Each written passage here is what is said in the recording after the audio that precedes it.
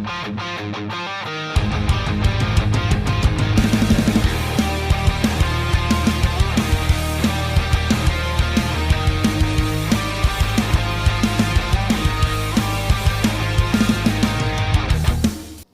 in the box? What's in the box? Oh, rubber rock.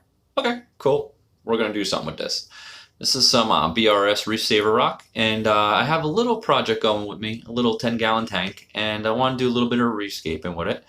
But I have pretty much 3 pieces and 1 large piece, and this is a 10-gallon tank. This is actually going to be piggybacked off of my 220 system. So I need to actually cut this rock up and sculpt it a little bit to make it a little more appealing. As you can see, I have the drain and I got the return right in there. And I actually did a couple rocks already. I ended up cutting and shaving and everything like that.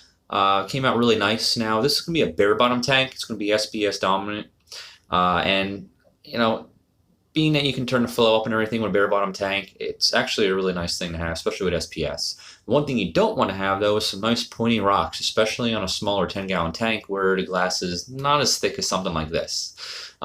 This is definitely a lot thicker glass, and it's going to actually feed that little 10-gallon tank. So it's going to have plenty of water for it, and it's definitely going to have plenty of nutrients and everything like that. And the good thing about piggybacking something like this in, along with that other little tank you see on the right, is the fact that you know, when I do my water change, it's just 1 water change. It's not, you know, 3 individual water changes with each little tank.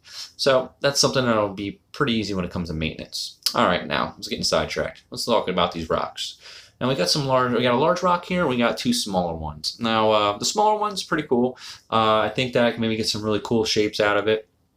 Something that'll definitely be you know, a little easier to work with, especially with a 10-gallon tank. See the little points I was talking about? That's one of those things that you just don't want to really risk, especially with a small tank like that.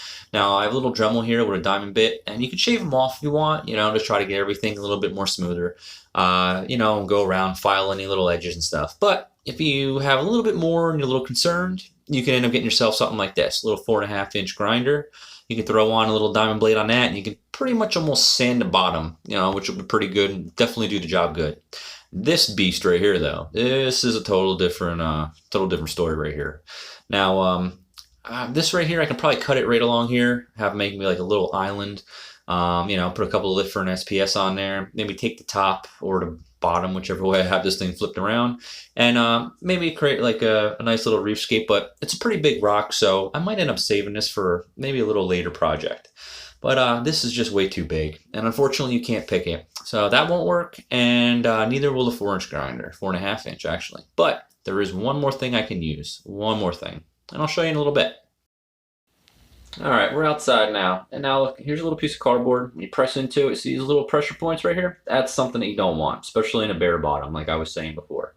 So I'm actually going to grind a little bit of these down here and stuff, try to make it a little smoother, try to eliminate any pressure points like that. God forbid if I drop something on that's sitting there like that, and you know, next thing you know, I'll blow out the bottom of my tank, and that's definitely not a good thing. Or if maybe I happen to drop the rock on the bare bottom tank, definitely not another good thing to do. So just a little bit of sanding. You can see it actually cleans it up pretty nice, very fast too, you know, especially something like that. Kind of make you sleep maybe a little better. And you see it's pretty well. I don't see any marks or nothing like that. A little smoother, which is good. Now once you get done doing these with these rocks, you do have to keep this in mind. You definitely would end up rinsing these things off, that's for sure. Now let's see, this little cut I was talking about, how I might end up like doing a little top there and make like a little island or something. It's just a huge rock for a 10-gallon tank. So I'm gonna make this little cut like I was saying. And remember that one little thing I was telling you about, the other type of thing I could use? Oh, here it is. Now the sucker cuts it like butter, that's for sure. And my neighbors love all the smoke, let me tell you. They love me. But if I keep making cuts, I can make myself some little stacks if I want. Save myself a lot of money, especially at $2.99 a pound versus 26 bucks. But you can see it's a nice cut. I got a little piece right here I can just grind off, smooth that off right there. And there it goes, just popped off. Sand it a little bit, and then this thing should be really nice and smooth. It'd be a nice little piece, definitely interesting the way it sits. And I like the way that came out. See, no pressure, you know, nothing like that, no pressure points right there. It's good, didn't pop the cardboard. It's a nice little trick to use, especially when you really need to find certain points that might end up putting a lot of pressure on the bottom of your tank, especially with a bare bottom. I mean, if you have sand, it's one thing, it'll help pad it, but if you do have burrowing, things like gobies, you know, or anything like that, it's possible it can actually clear the sand away from that pressure point and cause a big problem in your tank later on. But you see, it's pretty nice and smooth. Nice little column if I want on the first and move things around. I don't know which way I'm going to have it yet. But I might not even use that big piece like I was saying. But okay, now let's take a little closer look and see how we end up making out as far as cutting the rocks and everything.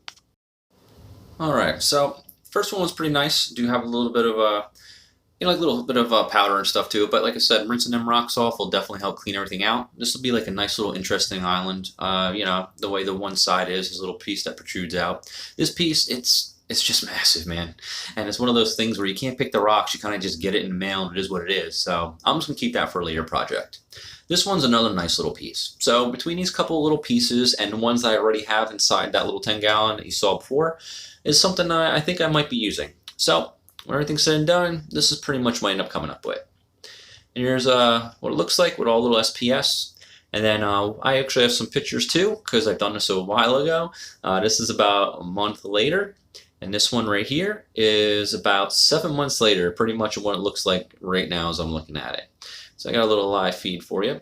And everything's growing pretty nice, pretty healthy. The rock, you pretty much can't see much of it, but at least everything's growing pretty good. And with all the pieces, if I have to, I can actually just take one chunk off here and one chunk there with certain corals on there, especially when they are not so nice to their neighbor when they're growing into one another.